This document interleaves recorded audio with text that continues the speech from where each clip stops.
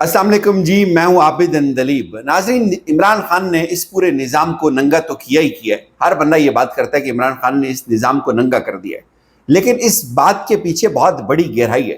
میں یہ کہتا ہوں کہ عمران خان نے اس نظام کو لاچار کر کے، بے بس کر کے، اس کے ہاتھ پاؤں باندھ کر اس کو پھینک دیا۔ اسحاق ڈار نے بہت خوفناک بیان دیا، عمران خان کی جیل کو جسٹیفائی کرنے کی کوشش کی، اور اب اس نے وہ تھوکا ہوا جو تھا واپس چاٹ لیا ہے۔ اسحاق ڈار نے اپنے بیان سے رجوع کر لیے، اس کی گردن پر پاؤں آیا ہوا ہے۔ وہ تمام تفصیل بھی آپ کو بتائیں گے۔ آپ کو بتائیں گے کہ اسلام آباد کے اندر ایک نئی کھچڑی پک رہی ہے، ایک نئی واردات ڈالی جا رہی ہے۔ سپریم کورٹ کے ججز کو حیران کن تحفہ پہنچایا گیا ہے۔ رات کی تاریکی میں یہ کیا کہانی ہے، اس کے اوپر بھی بات کریں گے۔ اور عمران خان صاحب کو لے کر اب پورا سسٹم ہچکولے کھا رہا ہے۔ پہلے ذرا بات کرتے ہیں اسحاق ڈار صاحب کی۔ اسحاق ڈار صاحب نے ایک بیان دیا، اس میں انہوں نے کہا کہ ڈاکٹر عافیہ صدیقی کو جو سزا دی گئی ہے وہ بالکل قانون کے مطابق ہے، اور انہوں نے جسٹیفائی کیا عمران خان صاحب کی سزا کو بھی اور ڈاکٹر عافیہ صدیقی کی سزا کو بھی، جو 87 سال قید کی سزا ہے۔ اس کے بعد پورے پاکستان کے دل دکھے، انہوں نے بہت تشویش کا اظہار کیا، بہت غصہ آیا لوگوں کو، لوگوں نے بڑی گالیاں دی، اسحاق ڈار کو گالیاں پڑ گئی ایئرپورٹ کے اوپر۔ لیکن اس کے بعد اب ان کا ٹویٹ میں آپ کے سامنے رکھتا ہوں۔ انہوں نے کہا جی کہ میرے گزشتہ روز اٹلانٹک کونسل تھنک ٹینک اور واشنگٹن میں عمران خان کے کیس کے بارے سوال کے جواب میں ڈاکٹر عافیہ صدیقی کے کیس کے حوالے کو سیاق و سباق سے ہٹ کر لیا جا رہا ہے۔ نون لیگ کی حکومتوں کے ادوار میں ہم ہمیشہ ڈاکٹر عافیہ صدیقی کی رہائی کے لیے تمام تر سفارتی اور عدالتی معاونت فراہم کرتے رہے اور آئندہ بھی کرتے رہیں گے جب تک رہائی کا معاملہ حل نہ ہو جائے۔ ہر ملک کے عدالتی اور قانونی طریقہ کار ہوتے ہیں جن کا احترام کیا جاتا ہے، چاہے وہ پاکستان ہو یا امریکہ۔ ڈاکٹر عافیہ صدیقی کی رہائی کے معاملے پر ہماری حکومت کا موقف دو ٹوک اور واضح ہے۔ یہ بہت بڑا جھوٹ بول رہے ہیں، اسحاق ڈار بہت بڑا جھوٹ بول رہے ہیں۔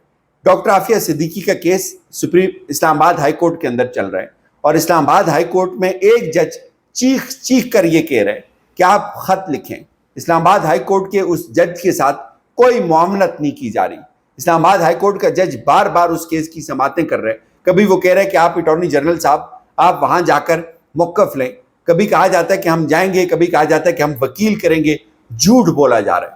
لیکن اب جب چونکہ ظاہر ہے اسحاق ڈار صاحب نے یہ بیان دیا وہاں پہ، یہ ان کا پالیسی بیان ہے۔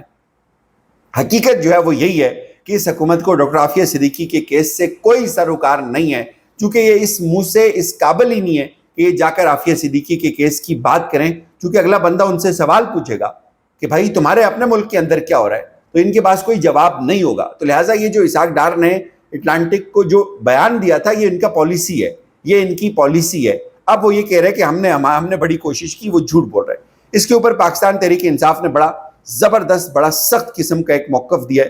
انہوں نے کہا جی کہ جو اسحاق ڈار نے وہاں پہ کیا ہے یہ انتہائی گمراہ کن ہے۔ یہ صرف جھوٹ نہیں بلکہ ایک مظلوم پاکستانی بیٹی اور پاکستان کے سب سے مقبول عوامی لیڈر دونوں کے خلاف بغض، غلامی اور ضمیر فروشی کی انتہا ہے۔ انہوں نے یہ بھی کہا کہ 2 روز قبل شہباز شریف نے عافیہ صدیقی کی بہن ڈاکٹر فوزیہ صدیقی سے ملاقات کی، انصاف کی یقین دہانی کروائی، اور اسی حکومت کا وزیر امیر کا امریکہ میں جا کر عافیہ صدیقی کو سزا کو اور اس کو ہونے والی سزا کو درست قرار دے رہے، صرف اس لیے کہ عمران خان پر دی گئی انتقامی سزاؤں کو جائز ثابت کیا جا سکے۔ شرم آنی چاہیے اس شخص کو جو شریف خاندان کی چاکری میں اپنی قوم، اپنی بیٹی اور اپنے رہنما کو امریکہ کے قدموں میں بیچ رہا ہے۔ پاکستان تحریک انصاف اس بیان کو مکمل طور پر مسترد کرتی ہے اور عوام کو بتانا چاہتی ہے کہ چاہے وہ عافیہ صدیقی ہو یا عمران خان، ظلم اور جھوٹ کے پیچھے ایک ہی سوچ ہے، وہ ہے اقتدار کی ہوس، سچ کا گلا گھونٹنے کا نظام اور ضمیر بیچنے کی پرانی عادت۔ یہ جو اسحاق ڈار کا بیان ہے یہ حقیقت ہے۔ حکومت بالکل اس کیس میں بالکل انٹرسٹڈ نہیں ہے، جھوٹ بولا جا رہا ہے قوم کو، اور ان کے پاس اس پہ بات کرنے کے لیے کچھ بھی گراؤنڈ موجود نہیں ہے۔ وہ سوال پوچھیں گے کہ عمران خان کے ساتھ آپ کیا کر رہے ہیں، کیا جو عمران خان کے ساتھ ہو رہا ہے وہ جائز ہے؟ تو وہ پھر ان کو یہ بات کہنی پڑتی ہے کہ جو عافیہ صدیقی کے ساتھ ہوا وہ بالکل ٹھیک ہوا۔ اب یہ جھوٹ بول رہے ہیں، پوری قوم کو بیوقوف بنا رہے ہیں، لیکن اب قوم بیوقوف بنتی نہیں ہے۔ خبر یہ ہے جی، خبر دی ہے جی اسناد ملک صاحب نے، انہوں نے کہا جی کہ good news for supreme court ججز۔ سپریم کورٹ کے ججز کو جی لیٹسٹ ماڈل کی کارز جو ہے وہ تقسیم کی گئی ہیں، بانٹ دی گئی ہیں تمام سپریم کورٹ کے ججز میں نئی کارز۔ ایک وہ فائز عیسیٰ ڈرامہ ہوتا تھا، وہ پیدل چل کے آتا تھا، وہ جب پیدل چلتا تھا گھر سے نکلتا تھا، چونکہ ججز کالونی اور سپریم کورٹ قریب قریب ہے، تو وہ رستے میں کوئی گاڑی کا نمبر پلیٹ اگر دیکھتا تھا ٹیڑھا ہے تو وہ اس کو کھڑا کرتا تھا، اس کے ساتھ لڑائی لگا لیتا تھا، کسی گاڑی کے شیشے کالے ہیں وہ اس کے ساتھ لڑائی لگا لیتا تھا، اور وہ پیدل آتا تھا دکھانے کے لیے، اور ساتھ اس کی کبھی کبھی ویڈیو بھی لوگ بنا لیتے تھے۔ اب ان تمام ججز کو نئی گاڑیاں دی گئی ہیں۔ ایک گاڑی کی آج جو اپ ماڈل گاڑی ہے، ظاہر ہے جو جج کو دی گئی ہوگی تو وہ کم از کم 1-2 کروڑ کی ہوگی، اور 26 کروڑ کا یہ ٹیکہ لگ گیا۔ اب آپ 26 کروڑ کا یہ ٹیکہ نہیں ہے، اس کے ساتھ آپ 26 ڈرائیور بھی ان کو بھرتی کر کے دیں گے۔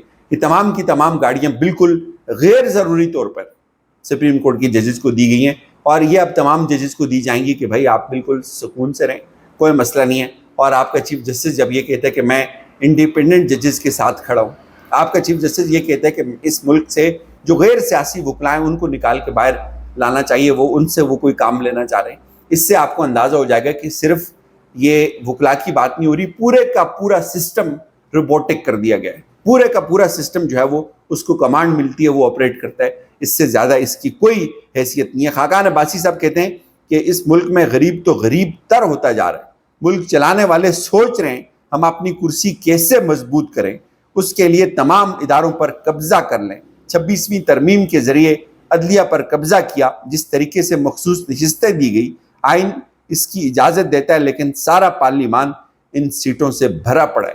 وہ بھی یہ کہتا ہے کہ بھائی یہ پورے کا پورا ادارے کے اوپر قبضہ کر لیا ہے۔ اور دوسری طرف انہی ججز کے سامنے جب مجھے تو ویسے میں سوچ رہا تھا یار یہ ججز جب سزائیں لکھتے ہوں گے تو کیا ان کا قلم نہیں کامتا ہوگا؟ کیا ان کو خوف نہیں آتا ہوگا کہ یہ جو سزائیں ہو رہی ہیں، جو لکھی جا رہی ہیں، یہ ٹھیک نہیں ہے؟ کیا ان کو ایک لمحے کے لیے یہ احساس نہیں ہوتا ہوگا کہ کل ان کی جب پکڑ ہوگی تو اس وقت ان کو کون بچانے آئے گا؟ اب کہا جا رہا ہے کہ جن صحافیوں نے 9 مئی کے ٹرائلز کی رپورٹنگ کی ہے ان کو FIA نے طلب کر لیا ہے، اور بہت سارے ایسے صحافی ہیں ان کو روک لیا گیا کہ آپ اندر نہیں جا سکتے۔ ایک اور خبر لیں، جو سپرنٹینڈنٹ ہے اڈیالہ جیل کا، عمران خان جس کی بار بار شکایت کر رہے ہیں، یاد رکھیں پچھلے 2 سال میں عمران خان نے کبھی بھی شکایت نہیں کی جو ان کے ساتھ ہوا ہے، بلکہ ہم نے یہاں تک سنا ہے کہ خان صاحب بتاتے تھے کہ باہر جا کر میری کوئی کمزوری نہ بتائی جائے، یہ نہ بتایا جائے کہ میں کس قدر تکلیف کا شکار ہوں۔